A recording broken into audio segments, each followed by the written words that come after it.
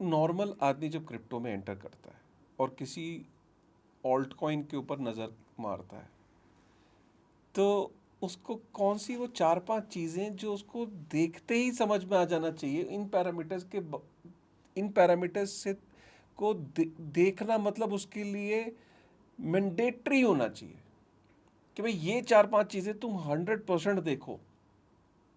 जैसे कि मुझे कोई बोलता है तो एकदम, और मेरे पास क्विकली वो चाहता है आंसर, तो मैं कहता हूँ भाई जाके उसका पहले देख ले मार्केट कैप क्या है, फिर उसकी टोटल उसकी सप्लाई देख ले कितनी है, उसके पीछे फाउंडर्स देख ले, उसकी ट्विटर देख ले, यहाँ तक कि मैं एफडीवी भी समझाने की कोशिश करता हूँ आज की डेट में तो, ठीक है।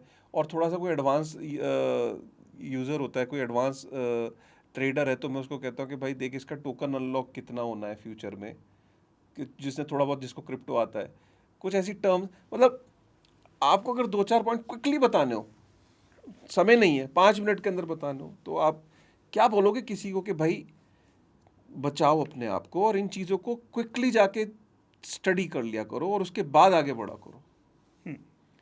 देखिए, मोटा मोटा ये विषय तो खैर बहुत बड़ा है, हाँ, बट बहुत अगर बड़ा मैं है, 5 मिनट में अगर बट बताने की क्योंकि कोशिश। कई बार क्या होता है लोगों के पास इतना वो नहीं होता, कहता है सर जल्दी से कुछ बता दीजिए ना, कैसे पता करें। हाँ, देखिए, पहली बात, इस चीज़ को अगर आपने जानना है तो कभी भी एक्सचेंज के डाटा पर इम्पोर्टेंट वो नहीं है, उस पर डिपेंड मत करिए। उसके बारे में अगर आपको डाटा लेना है तो ब्लॉकचेन पर जाइए, सर। उस पर्टिकुलर कॉइन की जो ब्लॉकचेन है उस पर जाइए और उसकी ट्रांजैक्शन देखिए। तो सबसे पहला फैक्टर आप ये देखिए कि इस टोकन के होल्डर्स कितने हैं।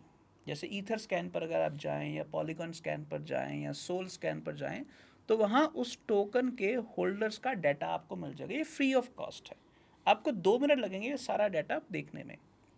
तो नंबर 1 आप ये चेक करें होल्डर्स कितने हैं, और दूसरा ये चेक करें कि होल्डर्स बढ़ रहे हैं कि घट रहे हैं। अगर होल्डर्स बढ़ रहे हैं तो वो प्रोजेक्ट ग्रो कर रहा है, अगर होल्डर्स घट रहे हैं तो वो प्रोजेक्ट का फ्यूचर डाउन है। पहला है होल्डर्स कितने हैं, मतलब मैं आपको उदाहरण के तौर पर समझा सकता हूँ कि बिटकॉइन के जो होल्डर्स हैं उनकी गिनती 50 मिलियन से भी ज़्यादा है, जबकि 90% ऑल्ट कॉइन्स के एवरेज होल्डर 10,000 भी नहीं है एक एक टोकन के। कहाँ वो 50 मिलियन और कहाँ 10,000 भी नहीं है ना।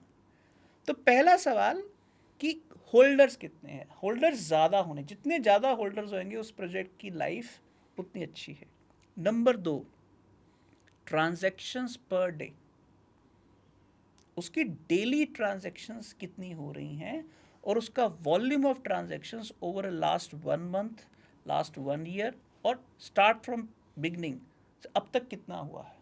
अगर आप ये देखते हैं कि उसकी ट्रांजैक्शन वॉल्यूम बढ़ने की बजाय घट रहा है, तो समझ लीजिए कि उस प्रोजेक्ट का फ्यूचर अच्छा नहीं है।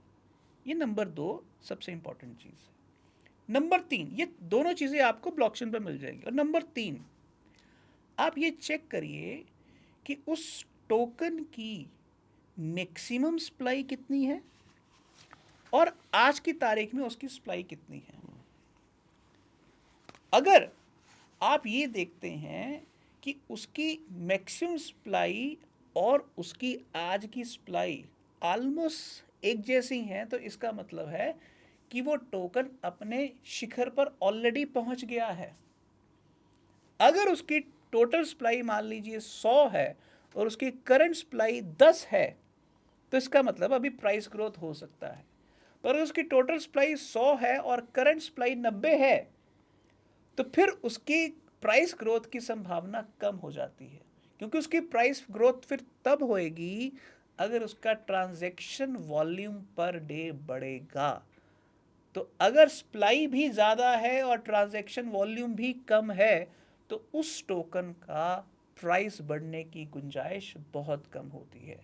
ये मोटे मोटे नियम हैं, इनके अंदर आगे बहुत सारी बारीकियां हैं, बट अगर ये 3 मोटे नियम आप ठीक से इम्प्लीमेंट करना सीख लें, तो 90 से 99% केसेस में आपको सच और झूठ का फ़र्क करना आ जाएगा। हम्म।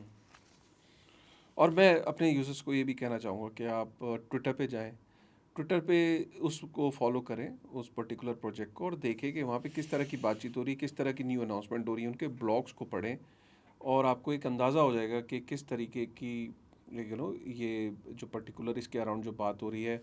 और भी बहुत सारी चीज़ें, बहुत सारे फीचर्स हैं, आप उनके टेलीग्राम को भी ज्वाइन करके वहाँ देख सकते हैं कि किस तरीके से वो सवालों के जवाबों को हैंडल कर रहे हैं, क्या सवाल पूछने वालों को ब्लॉक कर रहे हैं। आपको बहुत सारी चीज़ों का एक अंदाज़ा लग जाता है, और प्लस काफ़ी सारी अब एक डेटा एनालिटिक्स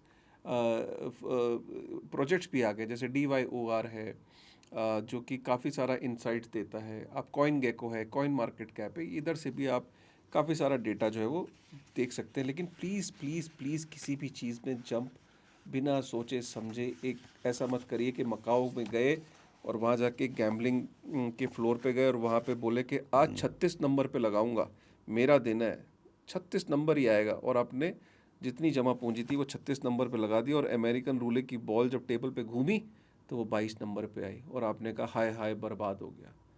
तो इस तरह के गैम्बलिंग के एटीट्यूड से अपने आप को बचाइए।